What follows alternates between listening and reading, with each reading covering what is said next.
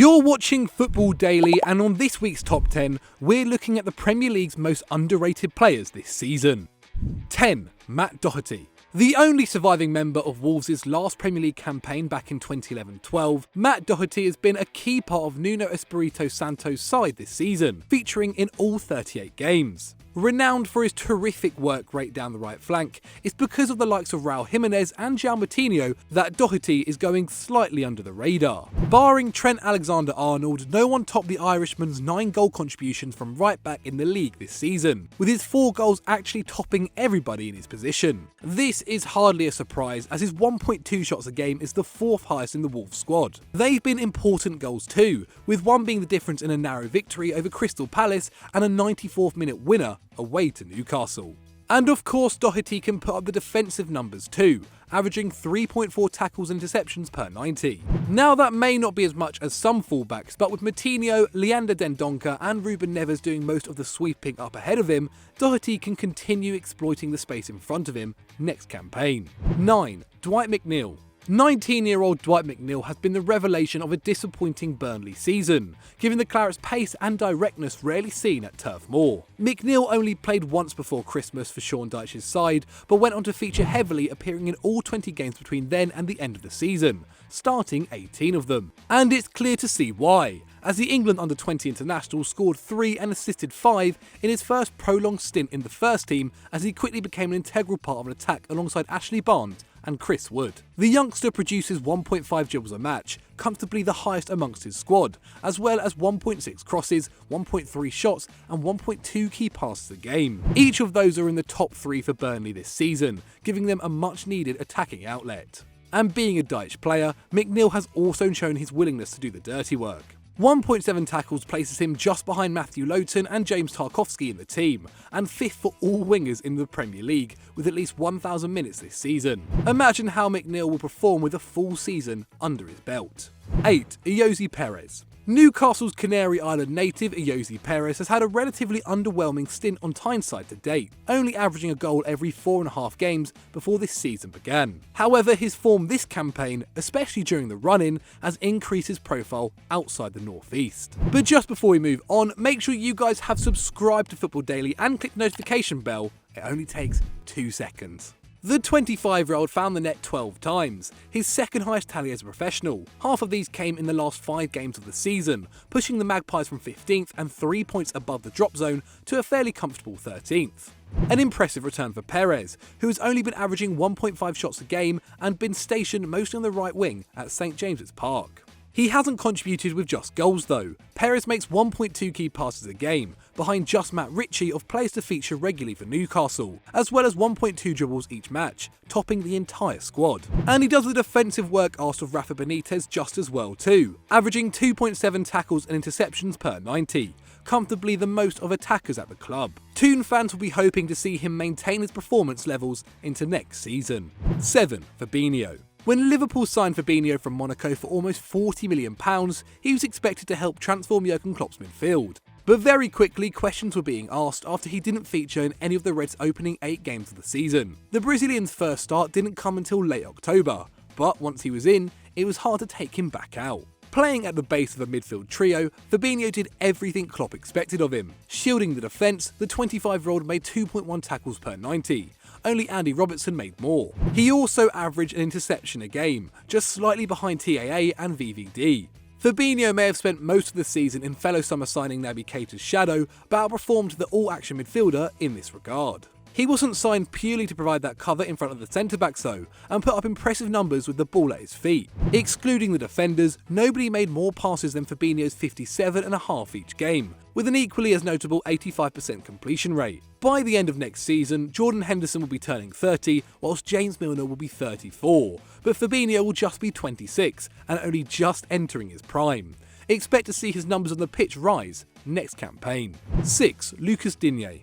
One of 3 players Everton signed from Barcelona over the summer, Lukasz Digne swiftly made the left-back spot his own, following on from the now ageing and injury-prone Leighton Baines. And at a relatively cheap price of £18 million, cheaper than both Benjamin Mendy and Luke Shaw, the Frenchman has certainly been value for money on Merseyside. An attacking fullback and set-piece specialist, Digne has certainly made an impression in the final third, finding the net 4 times, his first being a 96th-minute equaliser from a free kick against Watford. The 25-year-old has also contributed 4 assists, second to only Gylfi Sigurdsson in the Everton squad, as well as making 2 key passes a game, more than any other defender in the league this season. And on top of his attacking output, Digne has been key defensively for the Toffees too. He ranks behind only Idrissa Gueye for tackles and interceptions at Goodison Park with 3.7 a game, playing a key part as his side kept 8 clean sheets in their final 11 games of the campaign. With the quality of left-backs in the world seemingly sparse, Everton have certainly secured their future at that position for the next few seasons.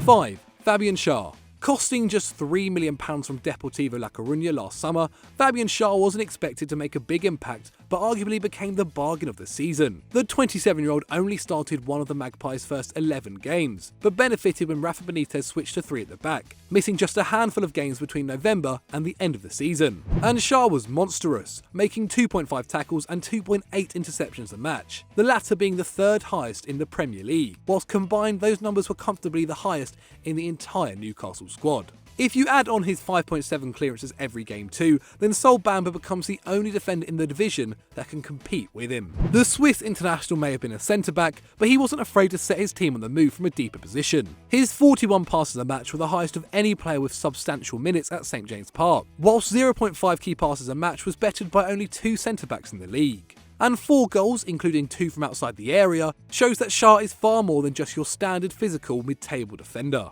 4. Oleksandr Zinchenko. It's hard to single anyone out from a treble-winning Manchester City side, as particularly underrated, but the performances of Oleksandr Zinchenko have gone relatively unheralded. Naturally an attacking midfielder, every time the Ukrainian has taken the field this season, he has filled in at City's problem position, left back. And arguably, the 22-year-old has been their best fullback this season, despite making just 14 starts in the Premier League. Zinchenko's 3 assists is more than Danilo, Fabian Delph and Kyle Walker put together, whilst his 0.9 key passes a match pushes the injury-prone Benjamin Mendy almost 30 times his price. Very close.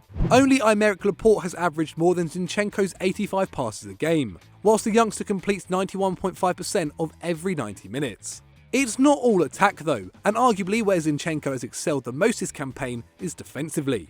A combined 3.8 tackles and interceptions per game tops the entire City squad, including midfield anchor Fernandinho. Pep Guardiola's patience with Mendy may be running thin, suggesting they could be in the market for a more natural left back.